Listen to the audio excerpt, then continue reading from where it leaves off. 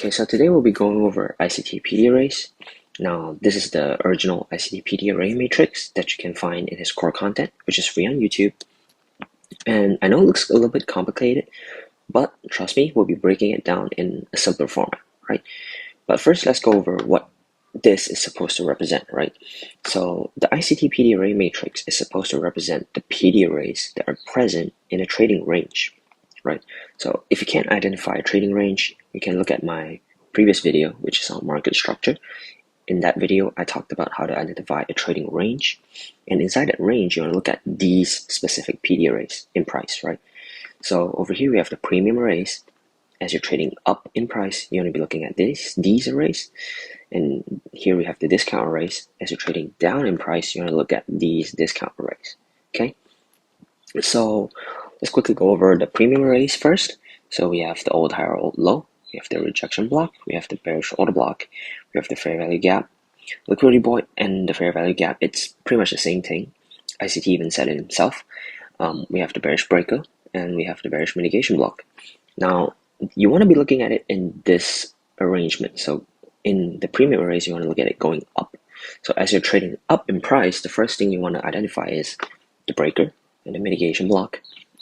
Then you want to look at the fair value gap, Then you want to look at the bearish order block, the rejection block, and then the old high or old low, right? So similarly, on the discount arrays, you want to be looking at them going down like this. So as you're trading down in price, you want to look at the mitigation block, the bullish breaker, the fair value gap, the bullish order block, the rejection block, and the old high or old low.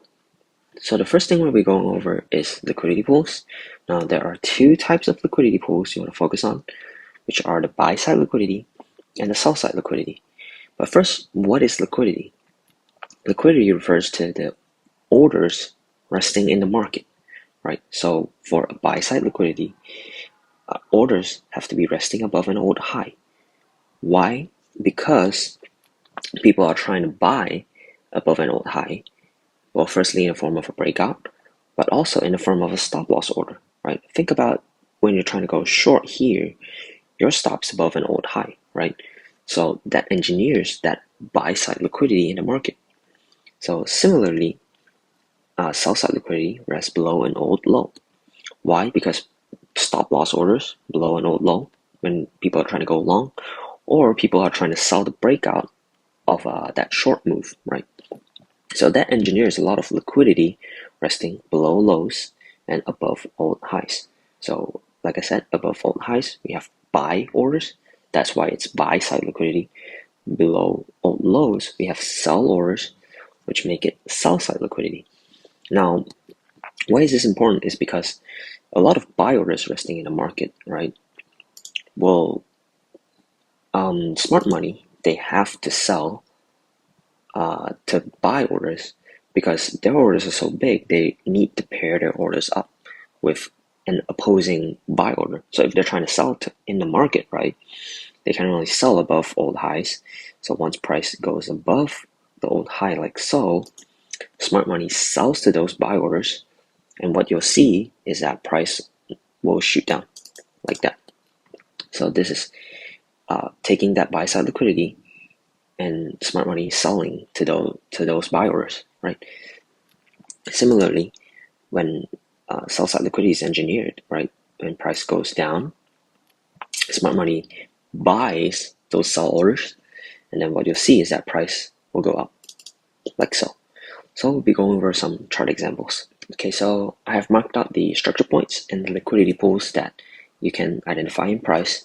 Now I do have to start by saying that you don't want to just pick liquidity pools randomly or use it as a standalone concept, because liquidity pools exist everywhere in the range, right? There will be highs and lows everywhere in price, right?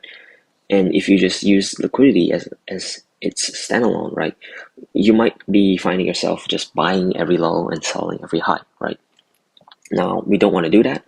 We want to identify that, okay, price is going above an old high, for example. Do we have the reaction that it's trying to go lower, right? Do we have signs that buy side liquidity has been taken out and price is trying to go down, right? If not, we just don't short it, right? You're not trying to short.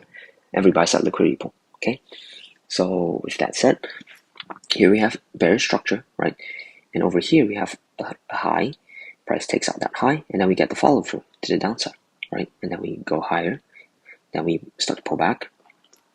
Then here we took out the liquidity below this low, right here, and then price shows reactions of trying to go up, and then price ultimately breaks structure here, taking out the liquidity behind that structure point, and then price starts to pull back, right? And then over here we have price pulling back, coming up, taking this buy side liquidity, and then shooting down, right? Engineering a low, coming up, pulling back, taking out that low out again, and then we rally higher. Then we start to consolidate, right? Engineering a lot of buy stops and sell stops below price, right?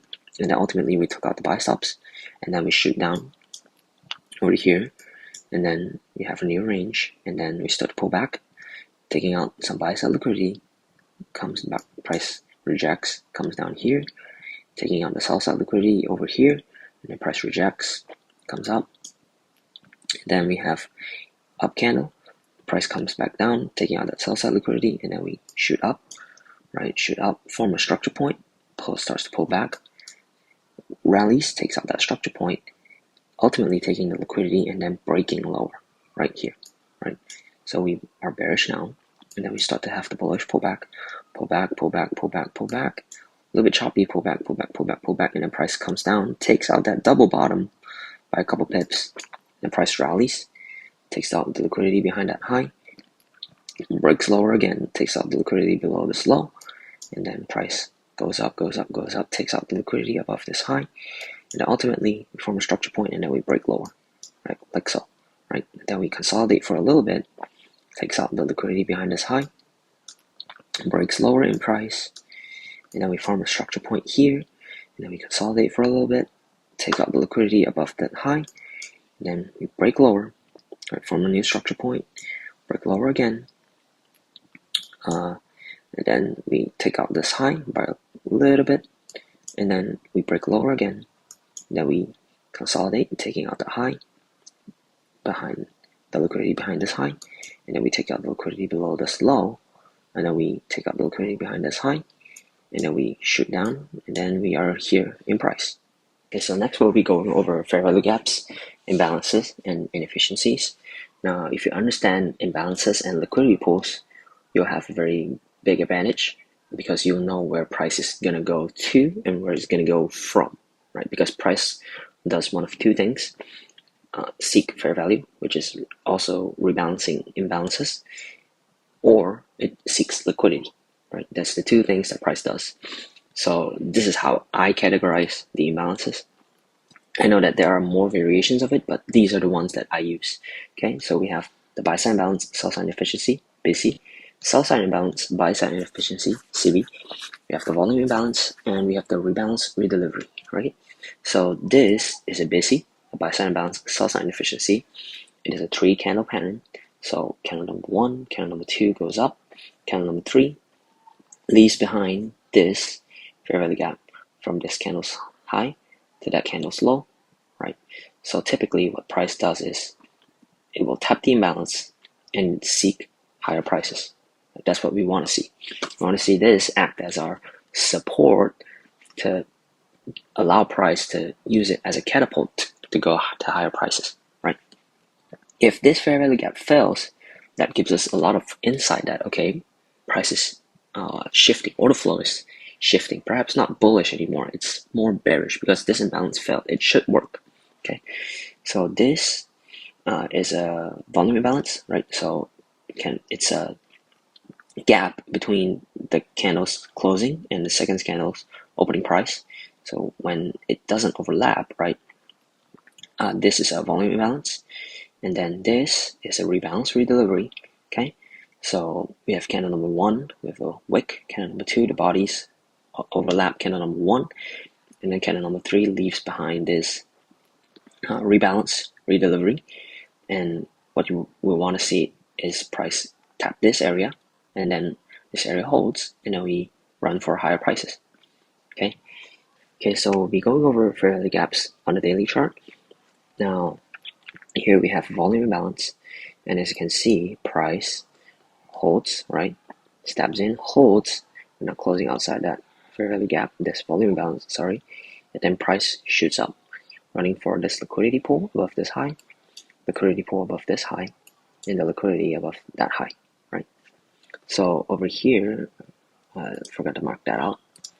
Here we have a rebounds, redelivery, because candle number 1, candle number 2, and candle number 3 leaves behind a gap here, right? As you can see, price taps that rebounds, redelivery, not tapping this fair value gap because this one was holding, right? And making this gap become a breakaway gap, which is just a fair value gap that doesn't get tapped.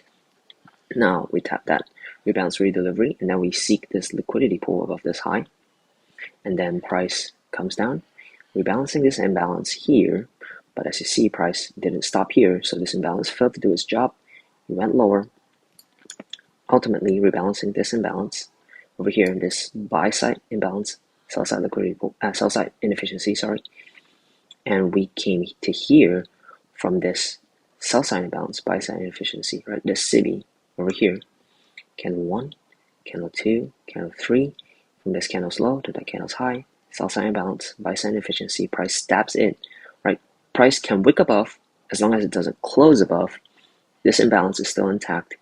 So what do we see? The next day we shoot down for this fair value gap, right? And then price displaces up from this fair value gap into this buy side liquidity pool, right? So this is what I meant by, if you understand imbalances and liquidity, right? Imbalance to liquidity. And then after liquidity, what does it seek? Imbalance, right? This is also known as IRL and ERL, internal range liquidity to external range liquidity, where external range liquidity is the liquidity pools, like the liquidity above this high, and internal range liquidity is the fair value gap, right? So we see the bodies closing inside this volume imbalance. We wicked into the fair value gap here, but we're still closing inside the volume imbalance, and ultimately we seek the liquidity above this high again, right? And after taking that high, we come down for an imbalance, and then we shoot up for a liquidity. Last but not least, we have the order blocks. So the order blocks are just telling you where smart money bought. So what I mean by that is, according to ICT, smart money buys in down close candles, they sell in up close candles, right?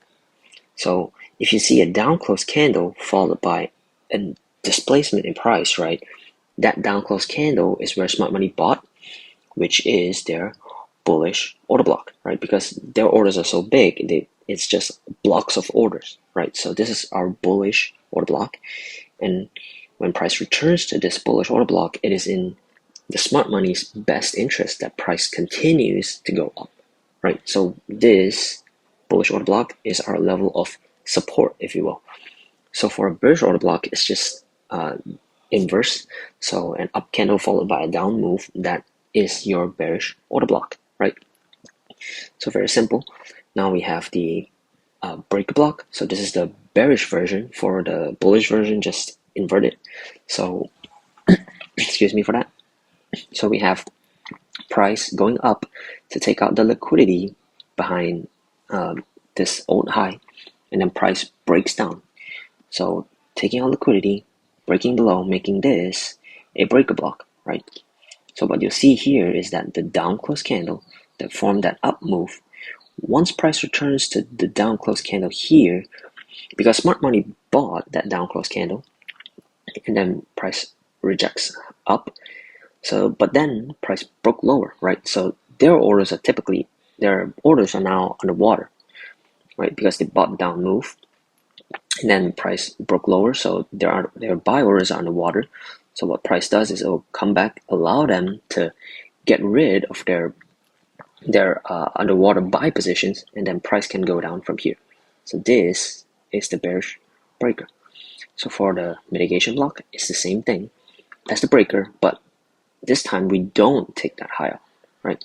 So if we don't take that high out and we come lower, right, price returns to the mitigation block, allowing smart money to mitigate their buy positions that they bought here that are now underwater, right? Price goes up, allows them to mitigate their orders, and then price can reject and go lower.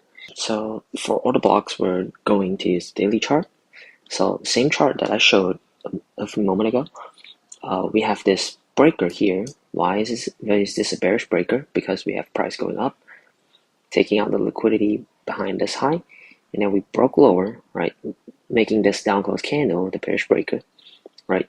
You can mark the body or the whole candle, but typically what I like to do is I will use the body because it's a little bit more refined.